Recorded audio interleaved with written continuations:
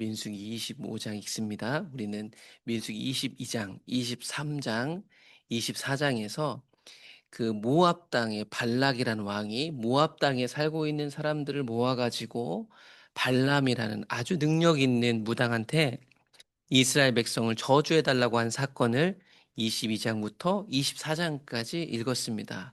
그런데 그런 저주를 하나님이 축복으로 바꿔내셨다.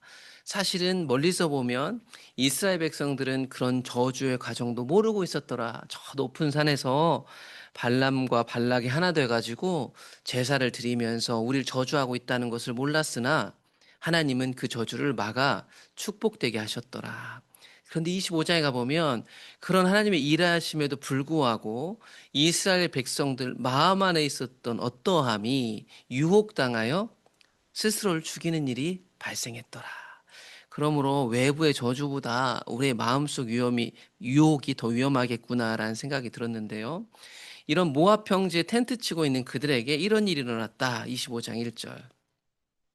이스라엘이 시딤에 머물러 있더니 그 백성이 모압 여자들과 음행하기를 시작했더라. 이스라엘 사람들이 그 모압 땅에 있는 여자들과 음행했는데 이 음행은 무엇과 관련이 있는가? 우상 숭배와 관련이 있습니다. 그 2절에 보시면 그 여자들이 자기 신들에게 제사할 때 이스라엘 백성을 청함해 백성이 먹고 그들의 신들에게 절했더라. 대부분의 경우 구약성에 보시면 이방 사람들과 음행하는 문제가 우상 숭배와 연관이 있습니다. 그래서 구약 성경에 보시면 이방 여자와 결혼하지 말라라고 했던 것도 대부분 이 우상 숭배와 연결지어서 말하고 있는 부분인데요. 오늘 25장에 나와 있는 이 음행도 이 우상 숭배의 일환으로 연결되어 이루어지는 것이었습니다. 이스라엘이 바알 부올에게 가담한지라 여호와께서 이스라엘에게 진노하셨더라. 이 일로 인해서 하나님의 진노가 일어났습니다. 이 진노가 이제 어떠한 결과물로 나타나게 되겠죠. 그런데 이들이 지금 이 여자들과 음행하고 우상숭배하는 게 뭐라고 얘기하냐면 바알 부올에 가담한 거다 이렇게 얘기를 해요. 이 바알 부올을 좀 풀어서 얘기하면 부올의 바알을 숭배했다 이렇게 볼 수 있습니다. 근데 이 부올이라는 사람이 누굴까 보시면 민수기 22장에 들어가시면 이 발람이라는 용한 무당이 누구의 아들이었는가? 부올의 아들이었다. 그러니까 이게 바로 직계 아버지인지 그 조상들 중에 한 명인지는 정확하게 모르겠지만 분명한 건 이 발람 가문이 모시는 바알신, 풍요의 신을 지금 여기에 풀어놓았고 그것에 이스라엘 백성들이 가담했더라. 그러니까 발람의 아버지인 부올은 바알 숭배에 있어가지고 풍요의 신 숭배에 있어가지고 일가견이 있는 사람으로 저 부올이라는 사람이 가르치는 바알 숭배 그것이 그 땅에서 힘이 있었나 봅니다. 그것에 가담하게 된 거예요. 그래서 민수기 31장에 가가지고 이때의 일을 정리하는 걸 보시면 이건 그냥 갑자기 일어난 게 아니라 저주는 못했지만 발람이라는 사람이 놓고 간 덫이었다라고 얘기합니다. 발람의 꾀를 따라 이스라엘 자손을 부올의 사건에서 여호와 앞에 범죄하게 하여 여호와의 회중 가운데 전염병이 일어나게 했었더라. 그러니까 이 사건은 그냥 나온 게 아닙니다. 이 발람이 놓은 덫에 유혹에 미혹되어 가지고 이스라엘 백성들이 이 바알 부올에 가담하게 된 거예요. 그래서 하나님이 진노하심으로 그들에게 일들이 일어나죠. 그래서 이 하나님의 진노가 일어나가지고 전염병이 막 일기 시작했던 것 같아요. 그래서 이 진노가 퍼지지 않도록, 임하지 않도록 하나님이 해야 될 일을 알려주십니다. 4절 보시면. 여호와께서 모세에게 이르시되 백성의 지도자들을 잡아서 태양을 향하여 여호와 앞에 목매어 달라. 그리하면 여호와의 진노가 이스라엘에게 떠날 것이다. 여기 진노가 나중에 뒤에 가보면 전염병으로 발현된 것을 알 수 있고요. 이 전염병이 해결되기 위하여 지도자들이 책임을 져야 된다고 얘기하고 있습니다. 여러분 단순히 이 사람들 목매달라 죽는 거에만 너무 집중하지 마시고 지도자들이 이 일들에 큰 책임이 있다는 것입니다. 그 뒤에 가보면 그런 것들도 확인할 수 있는 구절들이 나와요. 그러면 지도자들만 문제 있는가? 그렇지 않습니다.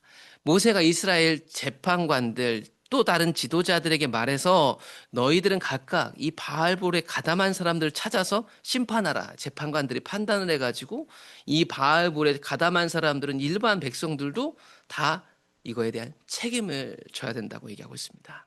그러면 재판관을 어떻게 했을까요? 다 잡아서 이 부분을 처리했을까요? 그게 쉽지 않았습니다. 그 구절이 6절에 나오는 내용이고 뒤에 있는 내용들이 추가된 이유일 거예요. 이스라엘 자손의 온 회중이 혈망문에서 울었다. 한두 사람이 아니에요. 그리고 이들 대부분은 지금 1세대일 거라고 저는 생각해요. 왜냐하면 이제 곧 있으면 다시 인구조사 하거든요. 이 1세대, 20세 이상이었던 이집트 탈출할 때 그 1세대가 지금 다 죽어가는 마지막 즈음이거든요. 이 사람들 가담자들요, 재판하고 목매다 죽이는 거 어려운 거예요. 그래서 사람들이 눈물바다가 되고 있었던 거예요. 처리하지 못하고 이 전염병에 고통받고 있는 거죠. 그럴 때 등장한 사람이 있었으니 이스라엘 자손 한 사람이 모세와 온 회중의 눈앞에 미디안의 한 여인을 데리고 등장하기 시작합니다. 여러분, 이런 상황 속에서 앞에 바알볼에 가담했던 사람, 아직도 바알볼에 가담한 사람, 이스라엘 자손 한 사람, 미디안, 모압 땅에 살고 있는 미디안 여자, 이 사람들이 등장해요. 이 사람들이 지금 여전히 바알볼에 가담하고 있는 거예요. 이방 여자하고.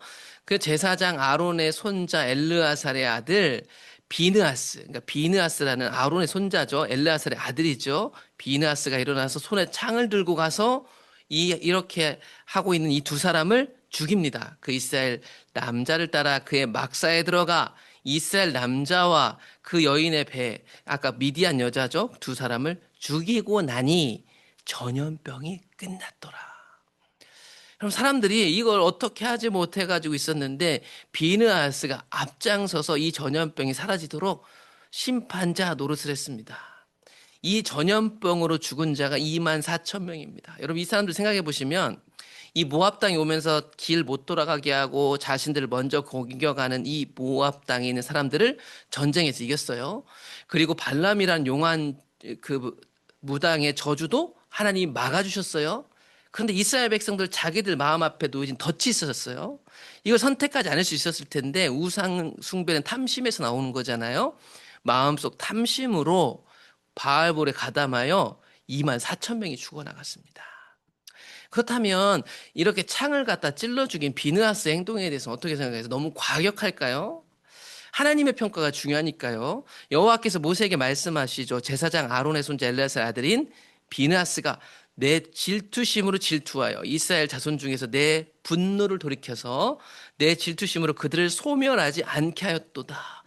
여러분 잘 보시면 이거 비느하스가 안 나섰으면 이스라엘 백성을 다 소멸될 뻔했습니다. 이 전염병으로.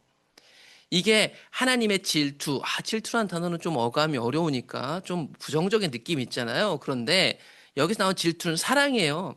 하나님의 사랑, 사랑하는 사람은 내 사랑하는 대성이 바람피면 가만둘 수가 없는 거죠. 하나님의 질투, 사랑을 대신한 사람이 비느하스였습니다. 그러므로 하나님이 이 비느하스에게 약속을 주십니다. 이 다니엘 사람에게 약속을 주신 건 참 대단한 거예요. 내 평화의 약속을 주겠다. 비느하스 너와 너의 후손에게 영원한 제사장 직분의 언약이다.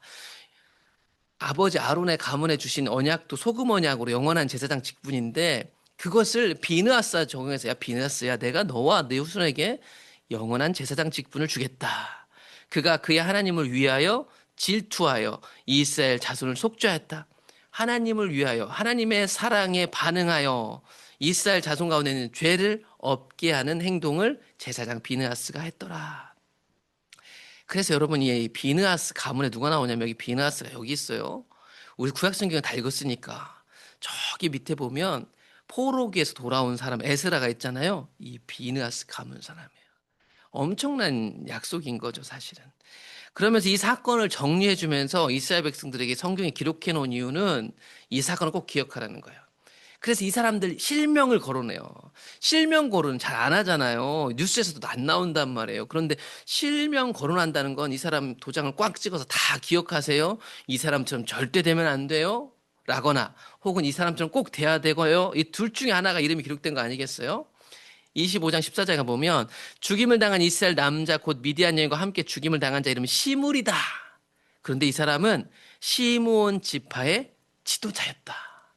여러분 아까 지도자 심판하고 왜 일반 백성들이 이거에 다 가담했는 줄 아세요?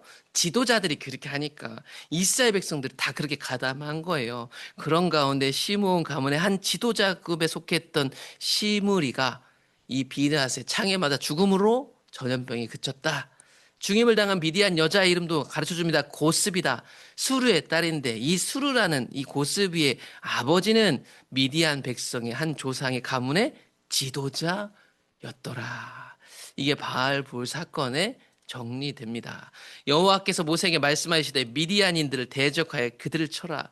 이렇게 이스라엘 백성들에게 덫을 놓고 저주하려고 하고 공격하려고 하는 이들을 대적하라. 그들을 반드시 처리하라. 라고 하나님 명령하십니다. 이는 그들이 속임수로 너희를 대적하되 부올의 일과 미디안 지휘관의 딸 곧 부올의 일로 연병이 일어난 날에 죽임을 당한 그들의 자매 고스베의 사건으로 너희를 유혹하였기 때문이다. 오늘 바알볼 사건의 핵심이죠. 유혹입니다.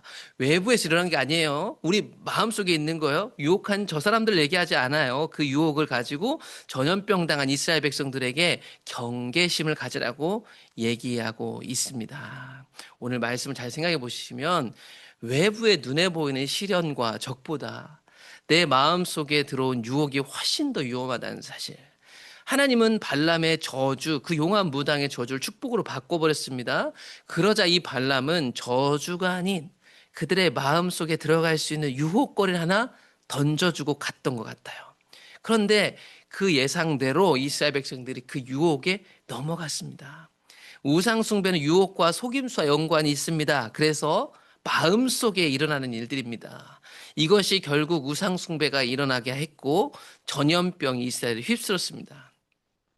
비나스는 음행하는 자들을 직결 심판하였습니다. 그랬더니 하나님의 전염병이 멈췄죠. 오늘도 여러분 우리 가운데 있는 삶의 크고 작은 문제들이 여러 가지가 있을 텐데 우리 마음속을 먼저 잘 살펴야 됩니다. 대부분 이것 때문에 우리가 넘어지고 있습니다. 외부의 시련은 때로는 힘들긴 하지만 우리를 더 강하게 하지만 이 유혹과 속임수를 경계하지 않는다면 이것에 우리 스스로 죽이는 도구로 전환돼서 이스라엘 백성들처럼 되지 않을까. 오늘도 자신을 살피고 우리 가운데 있는 유혹을 몰아내고 승리하시기를 축복합니다.